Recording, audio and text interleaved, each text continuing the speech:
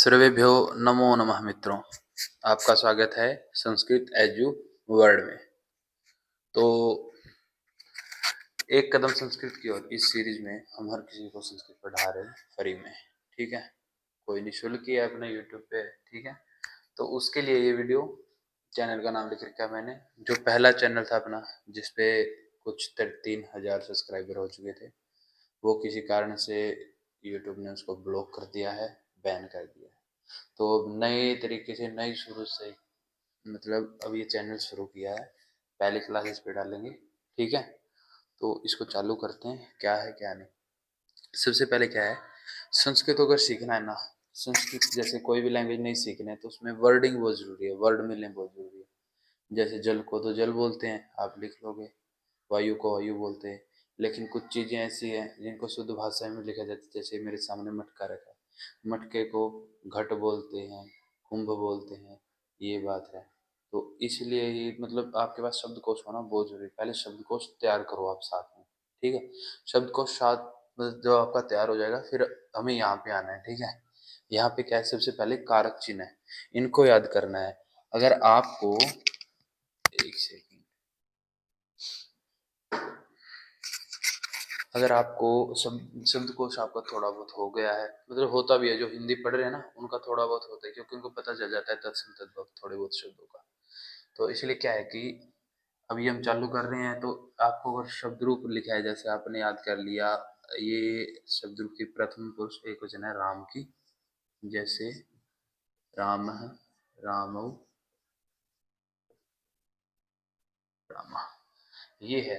ठीक है, इसको लिख देता हूँ मैं यहाँ पे, एक वचन, द्विवचन, बहुवचन। ठीक है, ये हो गया प्रथमा। तो अभी क्या करते हैं, ये देख रहे हैं भी राम है, राम रामा, इसको पढ़ना कैसे, इसको हम जान नहीं पाते। इसका मतलब क्या है, क्या करना है इसमें, इसका क्या मीनिंग है। मीनिंग कहाँ से आएंगे, मीनिंग यहाँ से आएंगे किसी भी शब्द रूप के। ठीक है, तो इन मीनिंगों के लिए हम पहले इसको याद करेंगे। तो पहले इसको याद कर रहे हैं। ठीक है, इसको याद करने के जैसे विभक्तियां यहाँ पे वही है, प्रथमा, द्वितीया, तृतीया, चतुर्थी, पंचमी, षष्ठी, सप्तमी, अष्टमी। ठीक है, अष्टमी अर्थात संबोधन या फिर संबोधनम। ठीक है, हो गया। तो हम इसको कैसे पढ़ेंगे, जैसे प्रथमा पढ़ेंगे, प्रथमा कर्ता ने। जो अपना प्रथमा होता है वो होता है सब्जेक्ट। क्या होता है, सब्जेक्ट इंग्लिश में बोलते हैं, कर्ता होता है। ठीक है, ये कर्ता हो गया, प्रथमा बोलेंगे ऐसे, कर्ता ने, कारक चिन्ह ये। द्वितीया कर्म को, तृतीया आ गया अपना करण से या के द्वारा, मतलब जिस चीज की आप सहायता ले रहे हो। देखो, कर्ता जो काम को कर रहा है, कर्म जिस चीज को कर रहा है, जो चीज उसके लिए इप्सित है, मतलब जिसको सबसे अधिक चाह रहा है क्रिया को करते समय। फिर तृतीय जाता है करण से के द्वारा, मतलब किसी चीज, उस क्रिया को करते समय वो किसी चीज की सहायता ले रहा है। जैसे राम स्कूल जाता है, यहाँ पे लिख देता हूं मैं हिंदी में एक बार, राम विद्यालय चलेगा, राम विद्यालय जाता है। इसमें राम क्या है, अपना सब्जेक्ट है, करता है, कर्ता ने क्या किया, क्या जाता, विद्यालय, विद्यालय को जाता है या विद्यालय जाता है। ठीक है, तो विद्यालय को क्या हुआ, कर्म हो गया उसका, विद्यालय उसको अत्यधिक प्रिय है क्योंकि वो इसलिए जा रहा है, तो इसको हो गया कर्म हो गया। ठीक है, अब अगर इसी को मैं बना दूं कि राम विद्यालय के साथ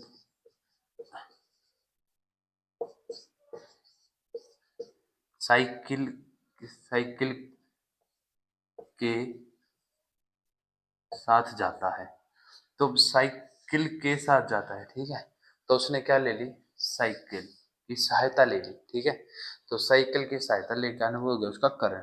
तो इसलिए यहाँ पे राम विद्यालय कर्म हो गया, साइकिल हो गया ये। ठीक है, तो इसे बोलेंगे कर्ता ने कर्म को करण से या के द्वारा, किस चीज के द्वारा, जिससे उसने सहायता ली के द्वारा। संप्रदान के लिए, किसके लिए, जैसे दान देते हैं, दान देने के लिए, जैसे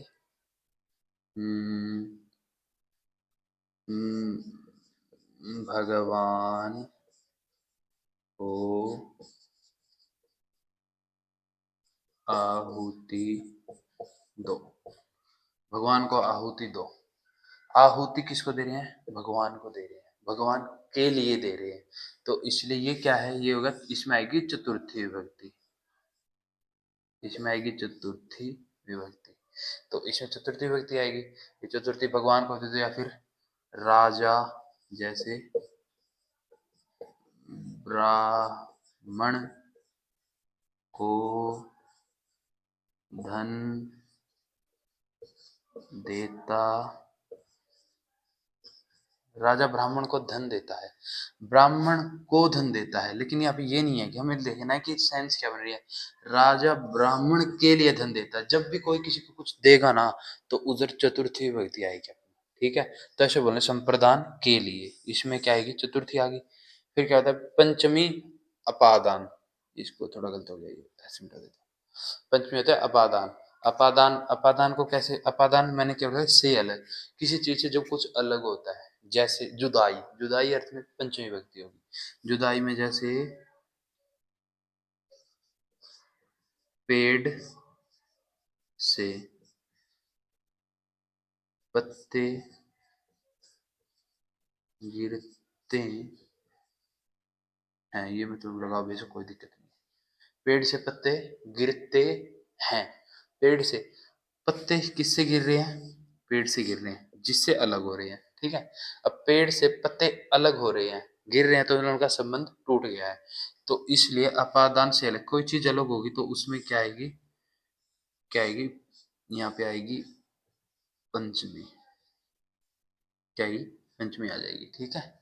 एक मिनट में डस्टर लेके आता हूँ।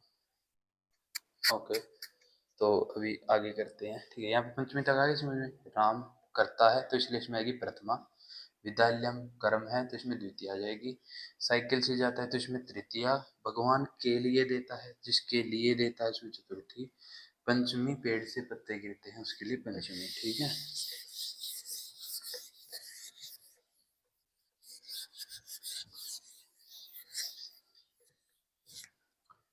हो गया अपना, या तो अभी आगे देखते हैं।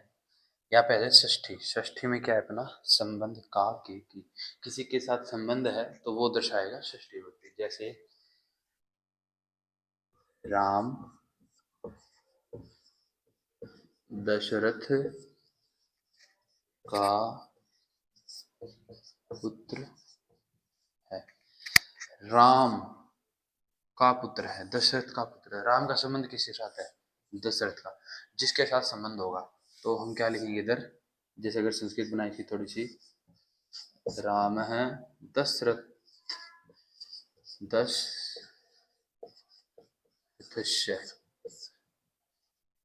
पुत्रः पुत्रस्ति, दिख रहा है, देख मिनट लगता है चलना बंद हो गया मार्कर, हाँ। तो राम दशरथ का पुत्र है, तो दशरथ में क्या आ गई मागनी, एक मिनट थोड़ा, हाँ चलेगा क्या, टाइट लगा लेंगे, राम दशरथ का पुत्र, इसलिए यहाँ पे क्या आ गई अपनी षष्ठी आ गई, ठीक है। यहाँ पे आ गई षष्ठी, दशरथ का, जिसके साथ संबंध, जैसे सीता जनक की पुत्री है, वह राम का पेन है, राम का पेन है तो राम का उसके साथ संबंध है, यह मेरा मार्कर है, यह मेरा मार्कर है, ठीक है।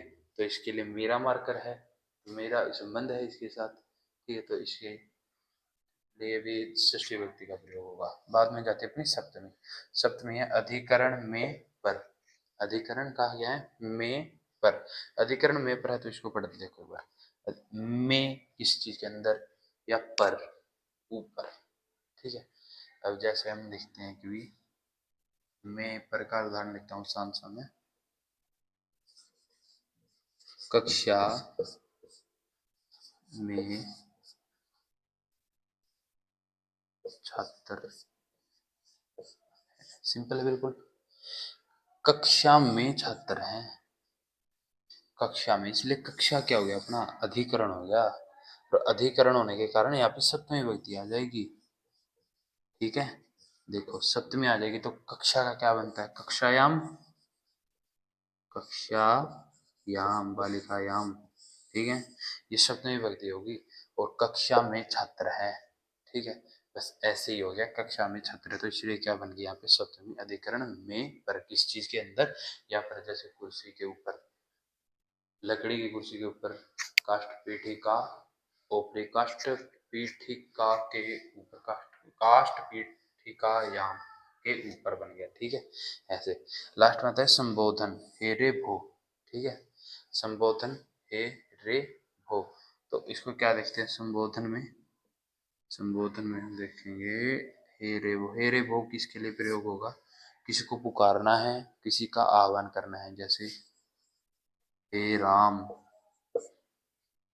हे राम। फिर आ जाता है अपना हरे कृष्ण, कृष्ण हे रे और भो, जब किसी को आह्वान करना हो, पुकारना हो या संबोधित करना हो, उसके लिए है ये दोनों। ठीक है, ये समझ लो। इसके बाद आपको सारा मतलब बिल्कुल समझ में आता चला जाएगा। ये वीडियो पूरी देख लिया तो आपने, पूरी ये देख लिया तो ये आपको मतलब ऐसा बोल लो कि सारा समझ में आ ही जाएगा। जैसे पढ़ा कर्ता ने, राम ने, राम में आ गई प्रथमा राम। ठीक है, देखो यहाँ पे राम, राम दशरथ का पुत्र है, राम तो हो गया अपना सब्जेक्ट, इसलिए इसमें राम है। दशरथ का पुत्र है, दशरथस्य पुत्र है, तो अस्थि, अपना अस्थि आ गया अपना सिंपल अस्थि संति वाला। तो यही बात है, प्रथमा बढ़ना है कर्ता ने, कर्म को करण से संप्रदान के लिए आपादान से अलग संबंध का के की अधिकरण में पर, तो संबोधन हे रे भो। अनुवाद में चलना है, कोई भी नई लैंग्वेज सीखने है, पहले भी तो ये चीज सीखनी ही पड़ेगी। ठीक है, जब लोग आपको ये नहीं आएगी फिर आप अर्थ नहीं निकाल पाओगे किसी चीज का। अब अगर आपके पास लिखा आ जाए कि भाई जैसे कोई वाक्य आ गया, एक सेकंड,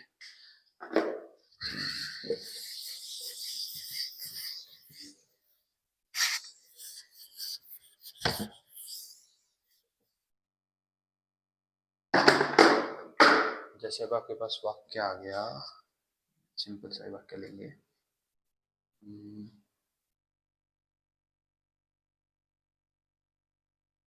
राम विद्यालय को जाते, विद्यालय को साइकिल से जाते हुए गरीब को धन देकर, धन देकर, धन देकर, धन देकर